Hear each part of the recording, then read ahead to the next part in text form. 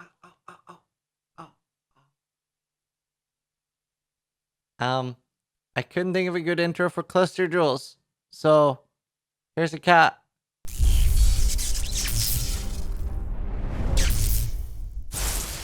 Hi, Zizaran here with another video, and we are going to talk about some basic cluster jewel stuff. So, what are cluster jewels and how do they work? They're basically an extension of your skill tree, and they can be put in these like corner things that are basically at the edge of your skill tree. This isn't something you can put like, near the Scion start or something like that, but you can put them in like those socket jewel slots, which are on the furthest edges of the skill tree. Class has like some decent access to this, and they can be really powerful things. And you have large, medium, and small cluster jewels. And obviously these are very specialized per build and like what you need them for, but I'm going to give you guys some generic advice and just talk about them a little bit in general. In the outer socket of the skill tree, you don't have to start with a large, then do a medium, then do a small. You can start with a small, or you can do a medium and then a small. And that opens up a lot of other opportunities for us as well.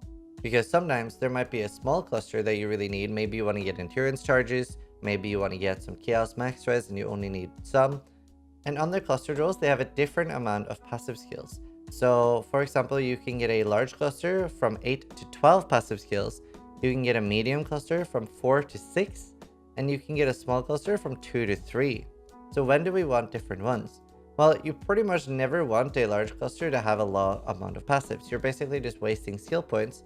But there are some options where having 9 is okay. So let's look at that real quick.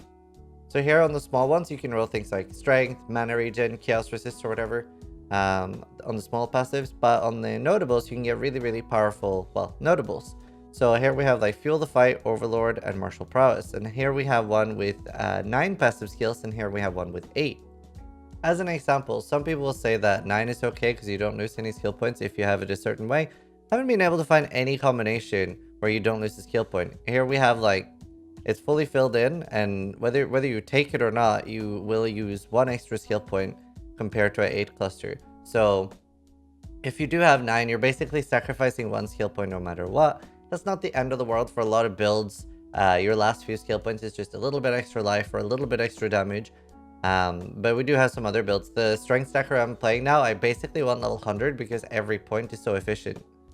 That doesn't mean you should just vendor clusters that have a large amount, because like here's an example with 5 rares, and do note that the lowest item level here is 74, but we can sell 5 and they have to be either all rare or all blue. They can't be all white, and they can't be a mix between the two. They do all have to be the same rarity, but you will get a random one back. So this gave me an item level 74 mana, and we can use this because that means that it is actually worth to keep the 10, 11, 12s on largest. It's worth to keep the 6 on mediums, etc. because you can vendor 5 of them and hope to get something really good.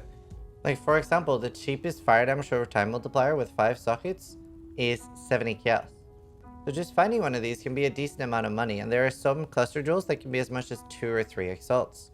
Let's show how to search for cluster jewels. So you search for just passive skills and you scroll all the way to the bottom until you find enchant, added small passive skills crown. Now you can search for example, we want to find staff, this like hybrid staff and mace one. And then you also search for passive skills again. Scroll down and adds passive skills. Now we specifically want to find 8. Maybe we're on a budget, so the max we want is 9. We have decided that we need at least item level 75 because one of the notables we need is item level 75. And we search for that there, and boom. Here we can see that now the cheapest one is 9, which is 39C on hardcore, and the actual cheapest 8 is 150C for the mason stuff. So they can give you a lot of money by getting a high enough item level on the ones that are like used a lot. So again, it's you generally want 8 passives on the largest, you want 4 or 5 on the medium. If you're for some reason only rolling 1 notable on the medium, 4 saves you a skill point, but as long as you're rolling 2 notables, which is ideally what you want anyway, 2 is fine on the medium.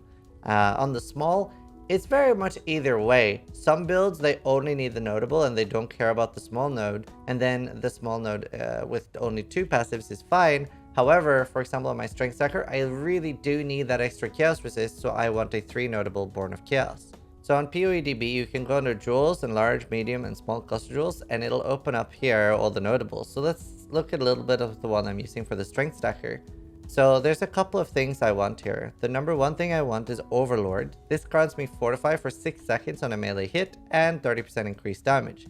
And we can see that this is level 75 required, so that means that the jewel needs to be item level 75. So what I'm looking for is the mace and staff hybrid jewel with 8 passives and at least item level 75. Now I have to roll this, and I can see that both Devastator and Overlord have a weight of 54. Weight is basically the relative difficulty of rolling compared to how many mods there are. So 54 means that it's pretty hard. So we can also open up things like Path of Exile, and you click on Cluster Jewel, you find the one you want, and now we're going to look at Overlord and Fuel the Fight. So just getting Overlord on a alteration is going to be around 522 tries. And it can be pretty expensive to roll one, and then when you roll in Fuel, actually like regaling the other one, if you have Overlord first and regaling Fuel the Fight, should be like 15 to 18 tries because Fuel the Fight is pretty common. But generally, there are better ways to roll cluster jewels than alterations and regals. So we can actually use Harvest to reforge these jewels. So what I did for mine is I did Reforge Attack, and I eventually got Fuel the Fight and Overlord on a jewel. And as you can see here on mine, I have Fuel the Fight and Overlord, and I have no suffixes that are worth doing. So what I can do for this, I actually have two options. I can do the keep prefixes, roll suffixes until it rolls a nice notable. That will give me something pretty strong for 1 point, hopefully martial prowess. Or I can augment attack or speed, and that'll give me either, well, just percentage attack speed, which is okay. Or it can give me the martial prowess node that I want. But either way, I would most likely in this case just do keep prefixes, reroll suffixes, and hopefully get a good jewel. So generally what I would say is look at the tags, see what they are. Sometimes there will be, like if I do reforge speed on this, I'm very likely to get martial prowess, right? So I might roll the other ones at random. And cluster jewels is actually a pretty good source where you can use your reforge cold, use your reforge defense. Like maybe you aren't using them for anything else. You don't want to figure out like, oh, what can I make the most amount of money here? Then throwing them at cluster jewels and basically using them as sort of chaos orbs to try to get what you want could be pretty good. And there are so many good things for different builds you can look through and see what you're looking for. And there are other things that are even easier.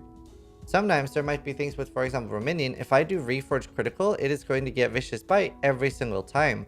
There's no small node with crit, and there's no other notable with crit. And since it guarantees at least 1 crit, even though it's only 63 weight, when you do Reforge Critical or Augment Critical, you get this every single time. So this is the same for a few other things as well and can be worth looking at. For spell damage, like a lot of people want cluster jewels with both Conjured Wall and Mage Hunter. These are both like pretty hard to roll. Conjured Wall 281 and Mage Hunter 281.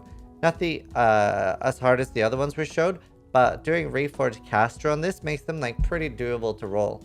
I found a few of them in under like 100 Reforged Caster on Harvest. So that's like a nice thing to just passively throw cluster jewels at. And do remember, if you have a lot of fossils as well, like things like Etheric is similar to like the Reforged Caster, it'll be more caster mods.